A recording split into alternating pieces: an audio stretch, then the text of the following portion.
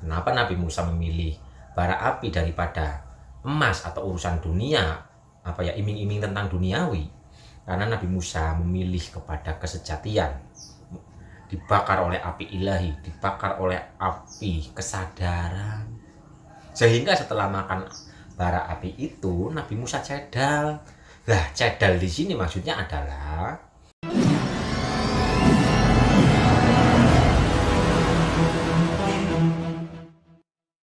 kali ini kita akan membahas cerita Nabi Musa bertumbuh.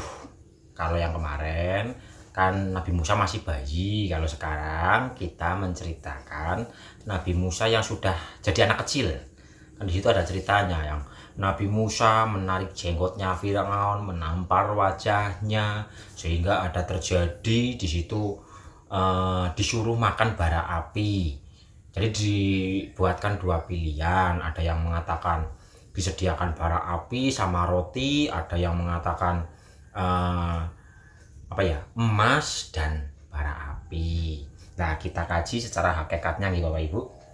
Mari kita kaji cerita Nabi Musa waktu kecil secara hakikatnya. Tapi sebelum masuk ke pembahasan, mari ngopi. Monggo Bapak Ibu ngopi. Seruputan pertama.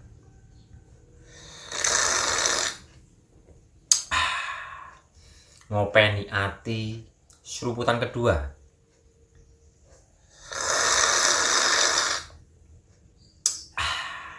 Ngolah pikir.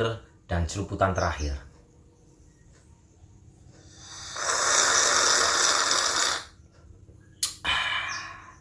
Ngobrol pokok iman. Itu 3 seruputan untuk raga, untuk jiwa, dan untuk ruh. Oke, kita kembali ke temanya Bapak Ibu.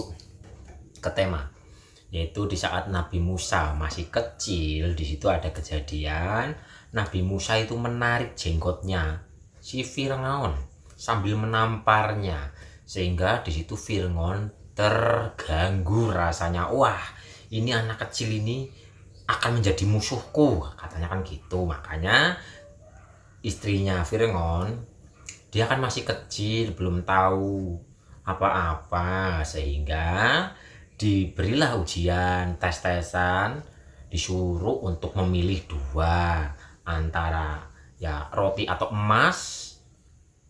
Maksudnya gini loh, ada versi, ada yang mengatakan emas, ada yang mengatakan roti dan bara api. Nah, umpamanya emas saja lah, emas saja yang gampang. Di situ dites dengan 2 pilihan. Ada emas, ada bara api. Lah, di situ Nabi Musa kecil itu disuruh untuk memilih.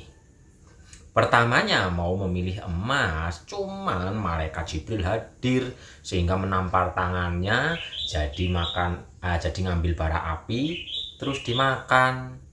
Jadi kejadian ini membuktikan agar Firaun, oh iya ya bener, dia masih kecil belum tahu apa-apa sehingga makan bara api, nggak tahu itu panas, nggak tahu ini apa gitu. Tuh. Lah, tapi di sini yang kita bahas adalah secara hakikatnya. Apa sih maksud dari Nabi Musa kecil menarik jenggot Firaun dan menampar wajahnya? Secara hakikat atau pengupasan lebih dalam, jenggot itu simbol kewibawaan, jenggot itu simbol kekuasaan, jenggot itu simbol kehormatan. Jadi di sini Nabi Musa menurut Firaun, wah ini mengancam kehormatan, ini mengancam kewibawaan, ini mengancam kekuasaannya gitu loh. Itu secara umumnya. Sambil ditampar wajahnya, wah bahaya ini. Kita kupas secara hakikatnya. Karena Firaun itu adalah ego, Nabi Musa itu adalah akal. Gitu. Jadi di dalam diri kita sang akal ini sudah sudah membuat sang ego ini khawatir, ketar-ketir gitu loh. Jadi yang tadinya melekat kepada ego, tapi akal ini menampar wajah palsunya, keakuannya, sehingga di sini sang ego merasa terganggu. Jadi yang dimaksud menampar wajah adalah sang akal ini mengelutik sang wajah palsu, diri palsu, yaitu ego. Terus di situ mengancam ego, yaitu merasa terhormat, merasa merasa berwibawa, merasa berkuasa. Ini tarikan. Jadi yang ego yang tadinya merasa ini merasa itu ditarik oleh Nabi Musa kecil, oleh akal kita, ditarik, ditampar wajah kepalsuannya, karena sang ego ini menyamar menjadi diri yang palsu. Sehingga di situ sang ego merasa terganggu. Itu maksud dari menarik jenggot sama menampar wajah. Jadi akal ini sudah mulai mengusik si ego. Ego kan selalu merasa ingin dihormati, merasa berwibawa, merasa penting, merasa berkuasa. Ini mulai ditarik. Sehingga sang akal ini mulai menarik. Agar sang ego ini tidak membumbung tinggi, ditariklah. Terus ditamparlah wajah kepalsuan ego. Itu kalau makna secara mendalam dalam diri kita. Lah dari situ ego itu marah, mau membunuh akal sehat. Agar akal sehatnya tidak mengusik sang ego. Makanya sang akal yang masih kesadaran kecil ini, Nabi Musa ini, diberi dua pilihan sama sang ego gitu loh. Antara dikasih emas sama dikasih bara api. Sedangkan emas di sini adalah simbol perkara dunia. Jadi si akal ini sama ego diiming-imingi perkara dunia dan ditakut-takuti dengan kesengsaraan, dengan penderitaan dan sebagainya. Ini api, bara api. Kalau nggak melekat kepada emas, perkara dunia, maka akan merasakan penderitaan, bara api. Dan kita bahas lebih dalam lagi. Emas itu adalah kemelekatan kepada dunia. Diberi pilihan kemelekatan kepada dunia dan bara api ini. Kenapa Nabi Musa itu memilih bara api? Bara api ini adalah api kesucian. Orang yang sedang meniti ke dalam dirinya itu akan dibakar jiwanya oleh bara api ilahi ini. Makanya ada ayatnya, jangan engkau mengira akan masuk surga jika belum datang penderitaan, kesengsaraan yang akan menyesakkan dada.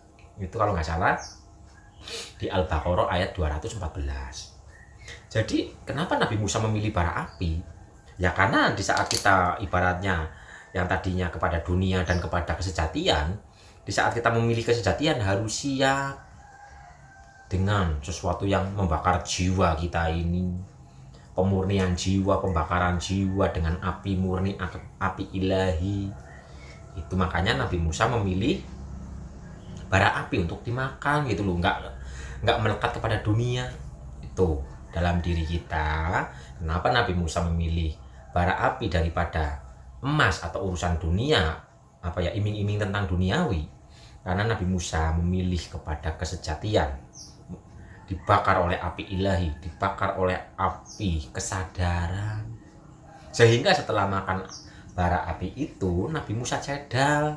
Lah, cedal di sini maksudnya adalah kata tidak bisa mewakili rasa, keruhanian, kesejatian, keilahian, tentang rasa. Mulut kita tidak akan mampu untuk benar-benar membahasakan rasa itu. Sehingga diumpamakan dengan kata yang cedal gitu loh. Jadi cerita bara api ini adalah api penyucian, api kesadaran, api ilahi. Menolak emas ini adalah tidak melekat kepada duniawi, kepada perkara ego, perkara nafsu, kehendak bebas.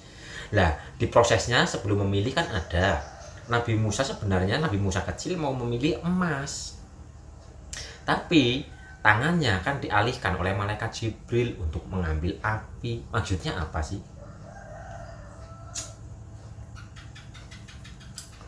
Sedangkan hakikat malaikat Jibril itu adalah cahaya yang menaungi akal sehat, akal yang iman. Jadi akal ini ibaratnya wadah. Lah cahayanya ini adalah malaikat Jibril. Cahaya kemurnian, cahaya kesadaran inilah yang menggerakkan akal ini untuk memilih bara api. Sehingga Nabi Musa memilih bara api dan dimakanlah oleh Nabi Musa. Sehingga cedal lah, nggak bisa, yang dimaksud cedal nggak bisa menyampaikan. Yang dimaksud nggak bisa menyampaikan, kata tidak akan bisa mewakili rasa. Sehingga cedal nggak bisa disampaikan secara detail, secara jelas gitu loh. Itu Bapak Ibu, itu cerita Nabi Musa memilih bara api daripada emas atau roti. Cerita hakikatnya di dalam diri kita adalah akal kita yang memilih jalur keilahian daripada melekat kepada keegoan. Malaikat Jibril adalah cahaya yang menaungi akal gitu loh. Karena dalam akal kita ada cahaya kemurnian, ada cahaya kegelapan, ada cahaya terang, ini disebut dengan Jibril, ada cahaya kegelapan, ini disebut dengan ego atau Fir'aun. Itu Bapak Ibu, jadi ceritanya begitu secara makna hakikatnya. Apakah bisa dipahami Bapak Ibu? Cerita Nabi Musa sebenarnya adalah cerita ya dalam diri kita masing-masing. Jadi cerita-cerita yang sudah tercatat, yang sudah ada, itu semua sedang menggambarkan diri kita sendiri. Jadi perkara Nabi Musa adalah akal yang sedang mencari kesejatian, akal yang sedang kembali kepada keberserahan, akal yang sedang kembali kepada kemurnian. Dan Nabi Musa kecil, pembahasannya itu tadi. Nanti kita lanjutkan lagi dengan setelah cerita Nabi Musa kecil, berarti kan cerita Nabi Musa dewasa, yang Nabi Musa itu menjotos atau memukul pengikutnya Fir'aun. Tunggu video kelanjutannya ya Bapak Ibu. Terima kasih sudah menonton YouTube ini. Berkah berlimpah untuk semuanya. Tenang, damai, bahagia, dan sukses selalu untuk semuanya. Assalamualaikum warahmatullahi wabarakatuh. Rahayu, rahayu, rahayu.